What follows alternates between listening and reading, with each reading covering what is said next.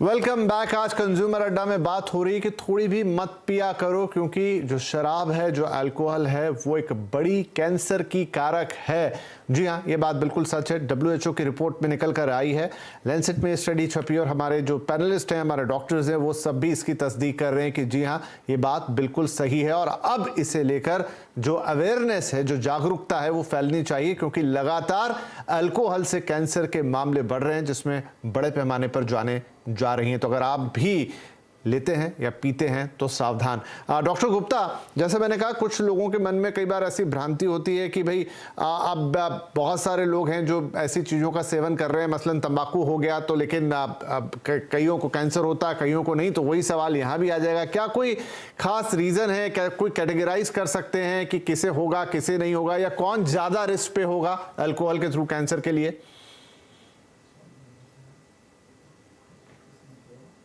Doctor Gupta, आपसे ये सवाल है।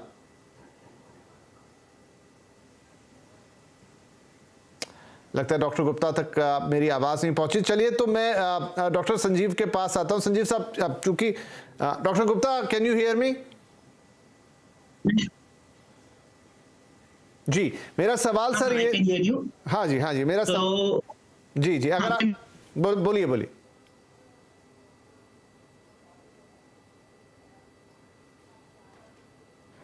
शायद थोड़ी तकनीकी दिक्कत है, कई बार हो जाता है ऐसा, कोई बात नहीं, हम आते हैं। डॉक्टर संजीव, तो मैं आपसे ये पूछना चाह रहा था कि देखिए, हम सीधा सीधा ये भी कह सकते हैं कि अगर आप सेवन यही सोच के कर रहे हैं कि ये मेरे हार्ट के लिए अच्छा है या मेरी टाइप 2 डायबिटीज़ के लिए अच्छा है, जो कि इस रिपोर्ट में भी मेंशन है WHO की कि हाँ ये है और इसके कुछ हमें प्रूफ्स मिलते हैं या इस तरह की स्टडी कंडक्ट की है, लेकिन साथ में वो लिख देते हैं वो फायदा आपको जरूर हो सकता है, चांस बाय चांस, लेकिन साथ में कैंसर का खतरा भी रहेगा।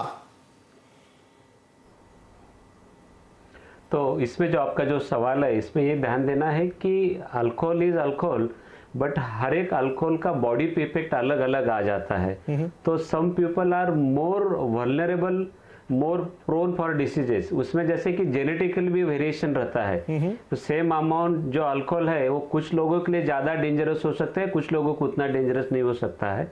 सिमिलरली जो लेडीज लोग रहते हैं, फीमेल्स रहते हैं, फीमेल्स में alcohol consumption compared with mail ज़्यादा डेंजरस समझा जाता है।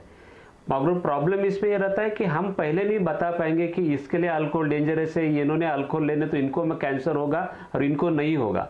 तो best way is we should not test the poison test मत करो, यही बेस्ट वे रहेगा इस बारे में। नहीं, सही है आपकी बात। ये शायद बताना मेडिकल साइंस के लिए भी मुश्किल है कि एक ही चीज किसके शरीर पर किस तरीके का इंपैक्ट करेगी। डॉक्टर निधि, मुझे लग रहा है क्योंकि जो हमने चर्चा की है, काफी सारे लोग इससे चिंता में आएंगे, लेकिन क्या कुछ टेस्ट अवेलेबल हैं? मान लीजिए किसी के मन में आता है कि मैं तो रेगुलर ड्रिंकर हूं, या मैंने तो अब तक काफी ड्रिंक किया है, या आई एम हैबिचुअल, तो ठीक है, छोड़ना नहीं छोड़ना वो अब बात की बात है, लेकिन उनके मन में आए कि मैं जाके एक बार अपनी जांच करा लूं, तो क्या कोई ऐसे टेस्ट हैं जिससे उनको कुछ पता लगे कि उनका शरीर किस तरफ जा रहा है?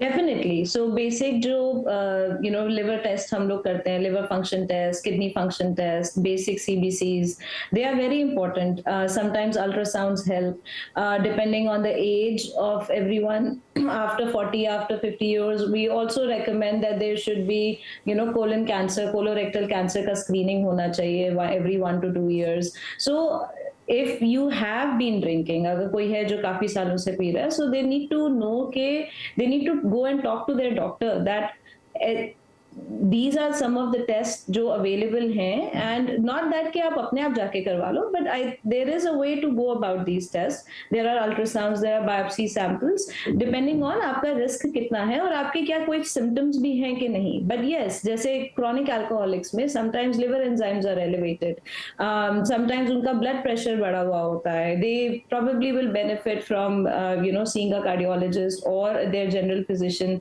to see if the blood pressure is normal or not. तो इफ सम ऑफ दीज, ये इनको हम रेड फ्लैग्स कई बार बोलते हैं, तो अगर ये कुछ रेड फ्लैग्स हैं, so yes, that tells us कि द अल्कोहल का इफेक्ट काफी हुआ है बॉडी पे, and which part of this is going to go into cancer, nobody will no.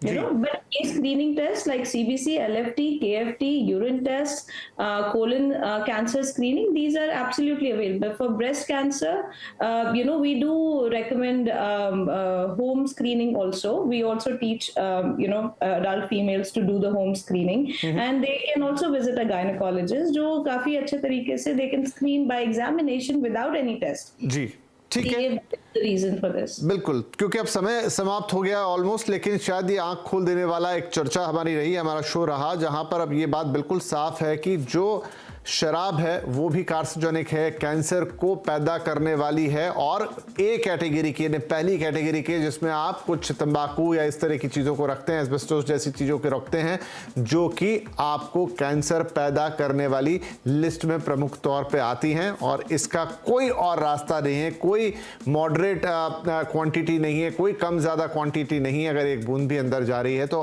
Cancer का खतरा ज़रूर पैदा करेगी।